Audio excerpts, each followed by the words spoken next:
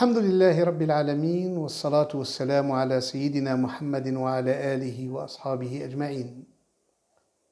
Chers frères, chères sœurs, l'incitation au repentir est une chose importante parce que le croyant ne doit pas se croire protégé du châtiment d'Allah et aussi il ne doit pas désespérer de la miséricorde d'Allah. Louange à Allah, Seigneur des mondes, qu'Allah honore et élève davantage en degré notre maître Mohammed sallallahu alayhi wa sallam, qu'il préserve sa communauté de ce que le prophète craint pour elle. Sachez que les péchés laissent des traces sur le cœur de la personne. Selon An-Nasa'i, dans un hadith rapporté sur le prophète sallallahu alayhi wa sallam, قال إن المؤمن إذا أذنب كانت نكتة سوداء في قلبه فإذا تاب ونزع واستعتب صقل قلبه وإن زادت حتى يغلق قلبه فذلك الران الذي قال الله تعالى كلا بران على قلوبهم ما كانوا يكسبون. Ce qui signifie que certes, quand le croyant commet un péché, il y aura un point noir sur son cœur. S'il fait le repentir, qu'il abandonne ce péché et qu'il regrette, son cœur sera purifié. Mais si au contraire il récidive, ce point s'étend davantage à ce que son cœur se renferme à l'image de l'enveloppe qu'Allah a mentionnée par sa parole, qui signifie leurs cœurs ont été enveloppés d'une couche en raison de ce qu'ils faisaient. Donc ça c'est un hadith, lorsque les péchés se succèdent, ils finissent par faire renfermer le cœur. Et c'est un problème grave. Parce que Allah tabaraka wa ta'ala l'a mentionné dans le Coran quand il a dit بل قالوا قلوبنا غلف بل لعنهم الله بكفرهم فقليلا ما يؤمنون. Quand les cœurs sont durcis, ils n'arrivent plus à entendre quelque chose de raisonnable. C'est la malédiction qui tombe sur ces gens-là. Et le prophète nous a tous dit que oui, et certes, que tous les fils d'Adam sont des pécheurs. Mais les meilleurs des pécheurs sont ceux qui se repentent. كل بني آدم خطاء وخير الخطاؤون التوابون. Ces hadiths-là nous poussent à se repentir. À se repentir est une obligation à accomplir tous les jours et toutes les heures, suite à n'importe quelle désobéissance, que le péché soit grand ou petit. Ne néglige aucune désobéissance de sorte à la laisser sans repentir, car certes tu as désobéi au Seigneur. Essaye toujours de se repentir. Ne prends pas en compte la petitesse du péché, mais prends plutôt en compte celui à qui tu as désobéi. Même si c'est un petit péché, mais c'est Allah à qui tu as désobéi. Il faut s'empresser pendant le Ramadan de faire ses repentirs. Nous sommes dans cette deuxième dizaine, cette dizaine de la miséricorde, cette dizaine qui va donc nous mener au pardon et qui nous mènera à être affranchis de l'enfer. La décision de se repentir est une décision importante. D'ailleurs, Allah a maintes fois demandé aux êtres humains et surtout aux croyants de se repentir. Il a dit يا أيها الذين آمنوا توبوا إلى الله توبة نصوحا عسى ربكم أن يكفر عنكم سيئاتكم ويدخلكم جنات تجري من تحتها الأنهار. Ce qui signifie, ou vous qui avez cru, faites-le repentir à Allah d'une manière définitive. Si vous le faites, votre Seigneur vous expie vos péchés et vous fait entrer dans des jardins au paradis dans lesquels coulent les fleuves. Et parmi les grands péchés qu'on doit faire, c'est les péchés envers les gens, envers ceux auxquelles on a commis des choses qui ne sont pas dignes d'un être humain, aux gens qu'on a agressés, aux gens qu'on a volés, aux gens qu'on a dénigrés, aux gens qu'on a leur fait du mal. Il faut mieux le faire maintenant.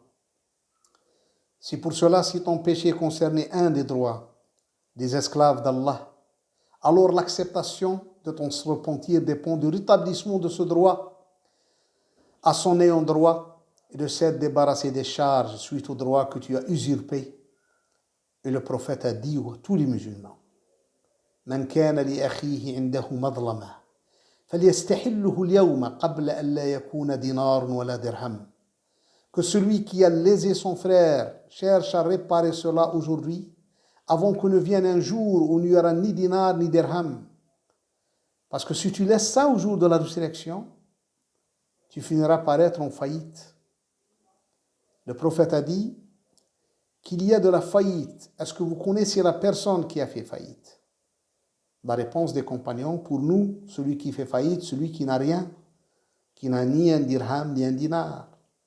La réponse du prophète, il a dit non. Celui qui fait faillite, c'est celui qui vient le jour de la résurrection, avec des bonnes actions, prière, jeûne, donc aumône, etc. Mais en même temps, il vient avec des mauvaises actions. Il a fait la médisance envers telle personne, il a dénigré telle personne, il a fait du mal à telle personne.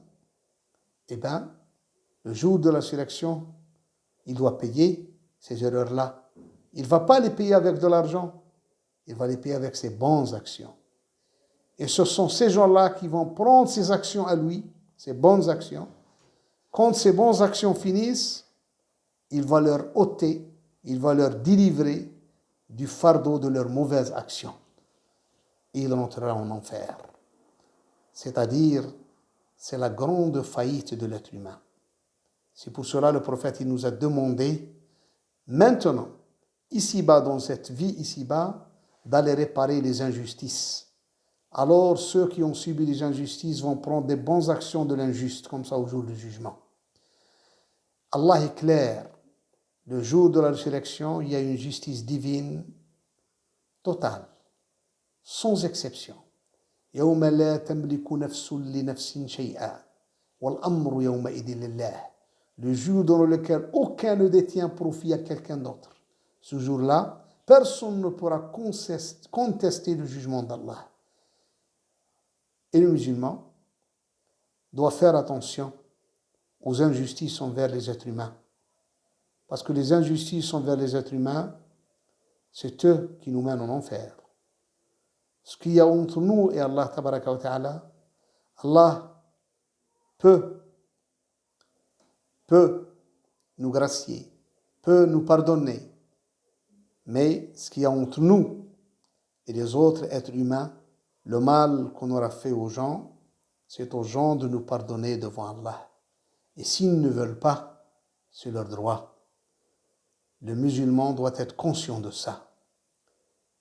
Allah nous a dit, nous musulmans, قل يا عبادي الذين أسرفوا على أنفسهم لا تقنطوا من رحمة الله إن الله يغفر الذنوب جميعا إنه هو الغفور الرحيم. Ô vous mes esclaves qui ont été injustes envers eux-mêmes, ne désespérez pas de la miséricorde d'Allah. Certes, Allah pardonne tous les péchés. Certes, il est celui qui pardonne et qui est miséricordieux envers les croyants. Si un musulman fait du mal à lui-même, si un musulman fait du mal à lui-même en commettant des péchés, Allah peut le pardonner. Mais si on commet des péchés envers les gens, c'est difficile. C'est pour cela en lisant dans les hadiths des 7 péchés capitaux, vous allez trouver tous les péchés capitaux. Essayez de les lire, que ce soit l'association, qui est un grand péché, une grande injustice envers Allah. Tuer les gens et porter atteinte à la vie des gens est une grande injustice envers les gens. Ce n'est pas à nous de mettre fin à la vie des gens. C'est pas nous ne sommes pas mandatés pour tuer les gens. Nous ne sommes pas mandatés pour mettre fin à la vie des gens. La sorcellerie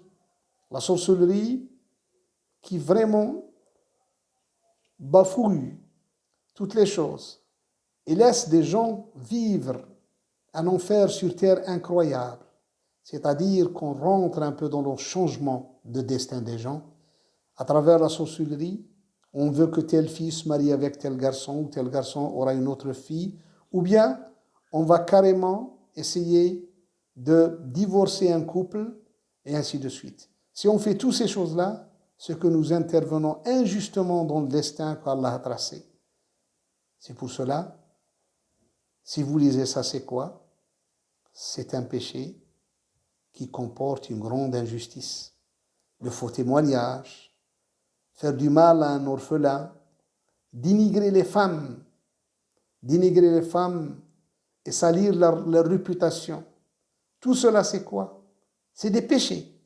Mais en même temps, c'est des injustices commises contre les gens. C'est pour cela Allah nous dit, méfiez-vous, faites attention. Faites attention. Faites attention. Les péchés capitaux mèneront beaucoup de gens à l'enfer. Et Allah est clair quand il a dit aux musulmans, donc à travers son prophète sallam, Inna Allah yumli lid-dhalimi hatta idha akhadahu lam yuflithu. Méfie-toi. Repends-toi avant que tu ne seras dans ce contexte-là. Ce contexte que le prophète nous dit, certes Allah ne châtie pas immédiatement l'injuste, mais quand il le châtie, l'injuste ne pourra pas y échapper. Quand la fin des injustes vient, c'est fini. Quand Allah décide de clôturer le dossier et de le plier, vous n'avez qu'à lire dans Surat Hud comment Allah a terminé avec la communauté de Nuh. Vous allez lire comment Allah a terminé avec la communauté de Lot. Et vous allez lire aussi comment Allah a terminé avec les Qurayshites. Qu'est-ce qu'il a dit au prophète? Il a dit « Inna kafaynaka al-mustahzi'in » Nous t'avons suffi, ces gens qui rigolent sur toi. C'est-à-dire que ces gens-là seront châtiés. أسأل الله أن يتوب علينا وأن يعيدنا إلى الصواب والفلاح والخير إنه نعم المولى ونعم النصير عباد الله اذكروا الله العظيم يذكركم واشكروه يهديكم واستغفروه يغفر لكم إنه هو الغفور الرحيم سبحان ربك رب العزة عما يصفون وسلام على المرسلين والحمد لله رب العالمين